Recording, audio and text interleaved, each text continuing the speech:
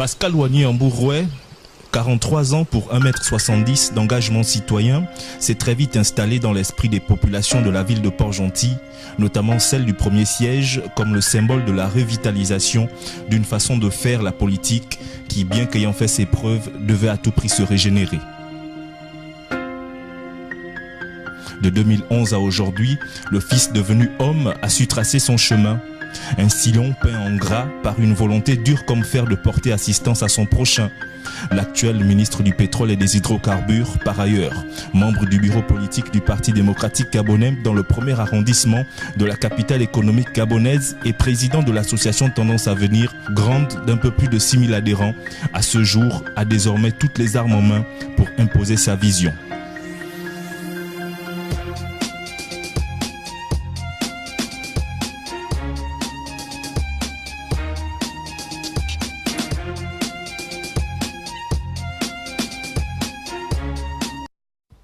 Mars 2017, dans un contexte de tension né au lendemain de l'élection présidentielle, il fallait impérativement ramener la sérénité. Le dialogue a été le moyen choisi par Pascal Ouagny-Ambouroué. Le courage de l'homme se matérialisa par la caravane dite de l'apaisement. De quartier en quartier, en passant par les 4 arrondissements de la ville du Sable, le discours et les slogans autour et sur la nécessité de se parler et se réconcilier s'installaient en lieu et place du langage haineux qui noircissait la réputation de toute une ville. Le symbole du Wiki Grill marquait la communion en reconstruction entre des Port-Gentillais d'opinions diverses. Nous sortons d'une crise post-électorale très difficile. Les Gabonais ont été divisés, les uns dans la majorité, les autres dans l'opposition. Tout ça nous a amené à ne plus nous parler parce que nous avons des idéologies différentes. Donc il était important de trouver un véhicule qui nous amène à discuter. Non pas à se réconcilier tout de suite, mais c'est ça l'objectif, apaiser déjà les tensions. C'est la caravane de l'apaisement qui pendant une semaine a fait le tour de Port-Gentil, s'est arrêté dans certains quartiers, a discuté, échangé avec les jeunes, avec les hommes et les femmes d'expérience. À côté de quoi, il fallait impérativement s'attaquer au social des ogres marins. Pour prendre par les cornes le taureau des difficultés d'ordre purement sanitaire liées au quotidien des résidents de la cité pétrolière, le bienfaiteur au pragmatisme reconnu, à côté des efforts de l'État gabonais, a impulsé l'élan de solidarité en faveur de la réhabilitation de la plus grande structure hospitalière de Port-Gentil. Solidarité Hôpital Ntchengue en marche était le libellé, la participation de tous à travers le geste qui sauve, l'essentiel. Solidarité Hôpital Ntchengue en marche, c'est une action de rassemblement autour des valeurs bantoues de la cohésion nationale et du vivre ensemble. Dans ces moments de conjoncture économique très défavorables, Monsieur le Président de la République nous invite à plus d'initiative et d'imagination. Permettez-moi donc de saluer l'implication personnelle du chef de l'État dans l'accompagnement de cette initiative en apportant une contribution citoyenne. Les populations, les entreprises et les patrons du secteur pétrolier, l'administration publique déconcentrée et même le président de la République, son Excellence Ali Bongo Ondimba, tous ont participé au gré de leur capacité pour atteindre des objectifs escomptés pour le rafraîchissement du CHR de Port-Gentil.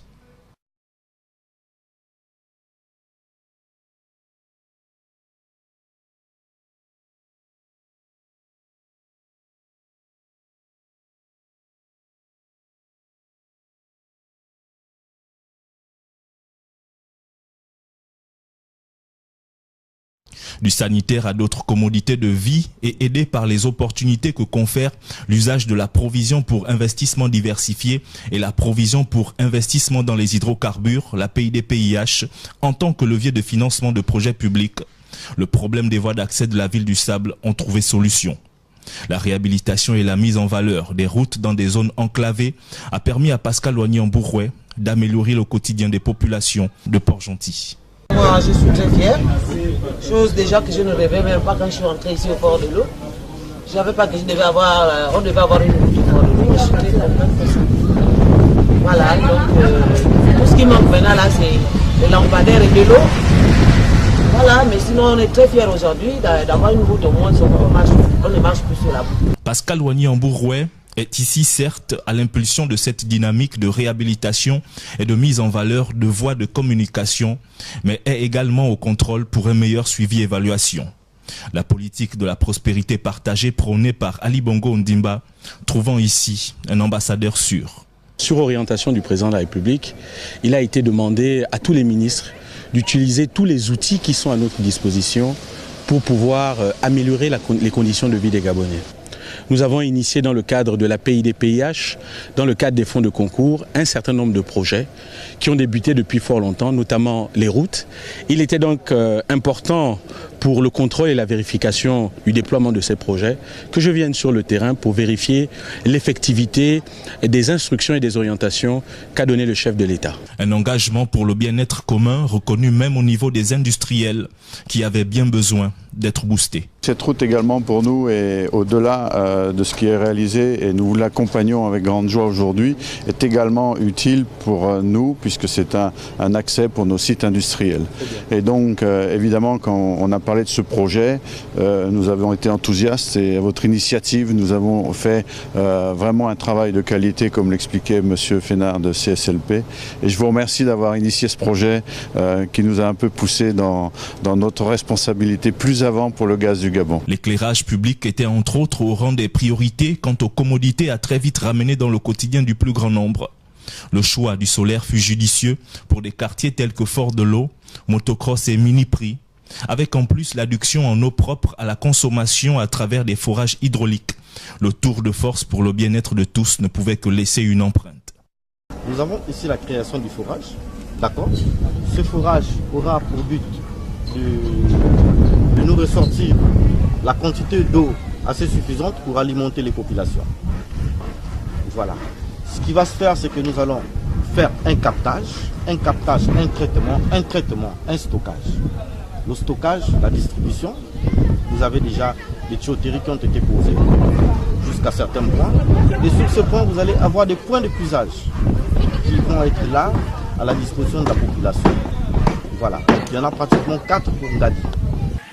C'est comme un rêve qui vient de se réaliser pour nous. Nous avons aujourd'hui l'implantation des poteaux, panneaux solaires, que nous avions vu chez les autres. Nous avons lancé un cri d'alarme. Vu notre situation ici, il nous a répondu. Nous demandons à Dieu l'Éternel de bénir tout ce qu'il fait. Nous sommes émus, mais la joie déborde. C'est pourquoi vous voyez les gens courir. C'est la joie qui nous anime. Et pour cela, nous disons merci au président de la République d'avoir choisi un homme qui suit ce qu'il a demandé de faire. On n'avait pas de panneaux solaires. On est tellement content de lui. Je m'appelle Iwangoud, je suis tout content. Toute la population du Golfe sont contents de lui. J'ai dit 15 ans ici au Golfe. Jamais j'ai vu ça. Je n'indexe personne. Mais quand même, c'est un homme. Pour moi, il a déjà la réputation. Il a déjà la réputation, oui ou non? Oui! Il a déjà la réputation, oui ou non? Oui! Ali Bongo Mbembe! L'innovation politique collée à la nécessité de faire naître chez le Gabonais lambda l'esprit d'initiative a conduit le champion du premier arrondissement de Port-Gentil à proposer l'accompagnement des activités génératrices de revenus et faciles d'application. Par la semaine de l'initiative privée dans sa première édition, 3000 de nos compatriotes ont été sensibilisés sur l'impériosité de se tourner sans complexe vers l'auto-emploi tout en leur permettant d'acquérir des kits d'autonomisation à travers un tirage au sort. Le symbole de l'égalité des chances de réussite dans un contexte port-gentillais fortement marqué par les affres de la crise pétrolière se dessinait dans cette façon de faire. Pour l'acte 2 de cette semaine de l'initiative privée, un peu plus de 6000 port-gentillais sont dans la ligne de mire des projets de Pascal Loigny en Bourrouet. Il nous a fallu un an pour collecter l'ensemble de ces kits-là. Nous avons présenté une société internationale Piaggio qui fait dans les taxis motos, qui est venu spécialement d'Italie pour nous accompagner, qui nous ont fait un abattement de 70% pour avoir l'ensemble des taxis qui vont circuler à Port-Gentil.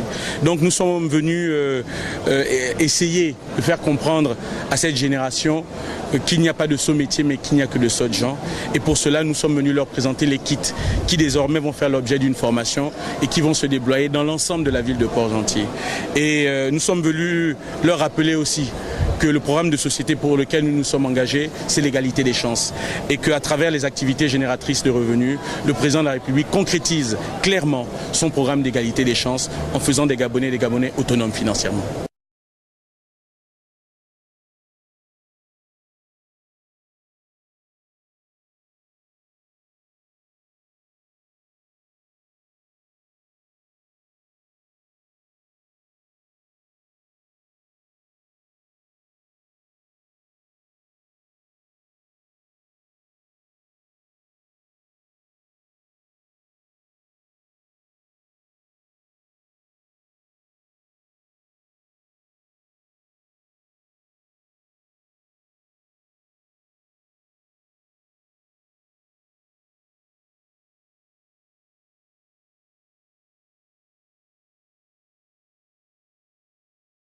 En 2 ans seulement, autant d'actions ont donc fourni l'entrain de Pascal Ouagny-Ambouroué, aligné derrière la promesse d'Ali Bongo Ondimba de n'être heureux que lorsque les Gabonais le seront.